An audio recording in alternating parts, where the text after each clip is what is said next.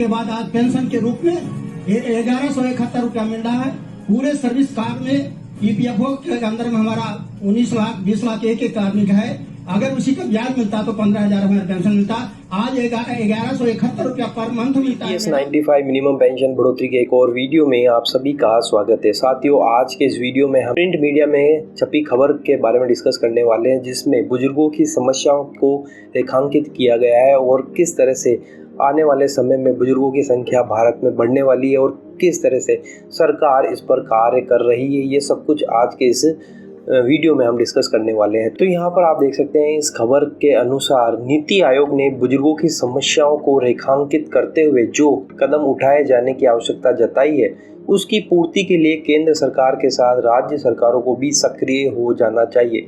आगे लिखते हैं, निसंदेह भारत एक युवा आबादी वाला देश है, लेकिन यह भी एक तथ्य है कि धीरे धीरे बुजुर्गों की आबादी बढ़ रही है। नीति आयोग के एक आकलन के अनुसार वर्ष 2050 तक 60 वर्ष से अधिक आयु वाली आबादी आज के मुकाबले करीब 9% बढ़कर 19% हो जाएगी। सबसे अधिक आबादी वाले देश में यह जनसंख्या अच्छी खासी होगी। चूँकि भारत में सामाजिक सुरक्षा की कोई ठोस योजनाएं नहीं है, इसलिए बुजुर्गों की समस्याएं बढ़ रही है। बहुत कम वरिष्ठ नागरिक ऐसे हैं जिन्हें गुजारे लायक पेंशन मिलती है। यहाँ पर हवाला दिया जा रहा है EPS 95 का।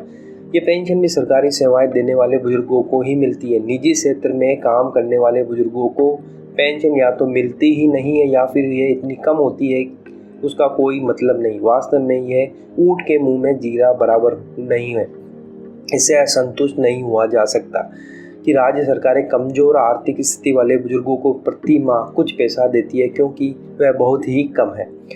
अपने देश में एकल परिवारों की बढ़ती संख्या के चलते अब बुजुर्गों की पहले जैसी देखभाल नहीं हो पाती। बुजुर्ग केवल एकाकीपन का ही सामना नहीं करते, बल्कि आर्थिक तंगी से भी जूझते हैं। कम से कम वे तो अवश्य ही जूझते हैं जिन्होंने असंगठित क्षेत्र में काम किया है। बुढ़ापे में उनके पास आय का कोई जरिया नहीं होता। तो यहाँ पर जो असंगठित क्षेत्र यानी जिन्होंने इंडस्ट्रीज़ में काम किया है, PSU में काम किया, तो वहाँ पर जो अब पेंशन उनको मिलती है EPS 95 वो बहुत ही कम मिलती है। उनके लिए तो आज के समय में गुजारा करना बहुत ही दुर्लभ है। आगे लिखते हैं, वरिष्ठ नागरिकों को स्वास्थ्यगत समस्याओं से भी कहीं अधिक दो चार होना पड़ता है, लेकिन अधिकांश के पास स्वास्थ्य बीमा नहीं होता या यह कहे कि उनके पास स्वास्थ्य बीमा लेने की सामर्थ्य ही नहीं होती। ऐसे में यह समय है कि मांग है कि प्रधानमंत्री जन आरोग्य योजना के दायरे में पूरी बुजुर्ग आबादी को शामिल किया जाए।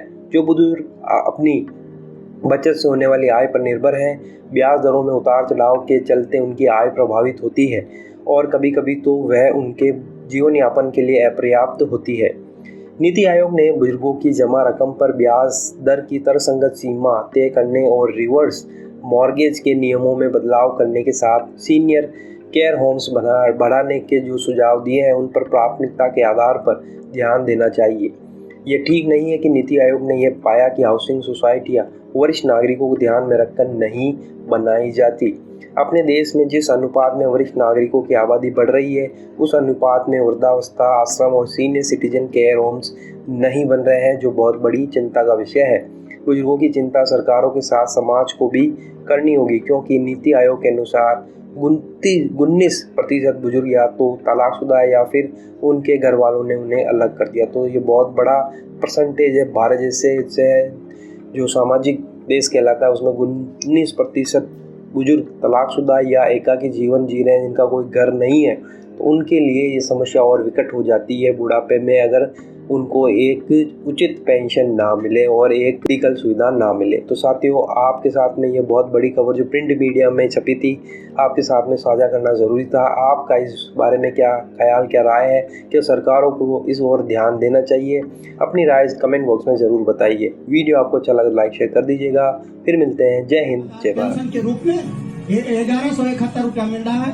पूरे सर्विस कार्ड में ईपीएफओ के अंदर में हमारा 19 लाख 20 लाख एक कार्मिक है। अगर उसी का ब्याज मिलता तो 15,000 हमारा पेंशन मिलता। आज 1171 रुपया पर मंथ मिलता है। मैडम, ये हम लोग का बहुत बड़ा निपटारा आप लोगों को करना चाहिए। मैडम, 3 बार प्रधानमंत्री जी से वार्ता हुआ। प्रधानमंत्री जी ने कहा हमारा मांग है 60,500 महंगाई भत्ता, पति पत्नी का मेडिकल सुविधा। जो EPS 95 ये मांग पूरी होनी चाहिए। हम कह रहे निश्चित सबसे मिले हैं। हम बिल्कुल सबसे सहमत मिले है। कोई भी संवेदनशील ऐसी बात होगी तो निश्चित तौर पर उसका समाधान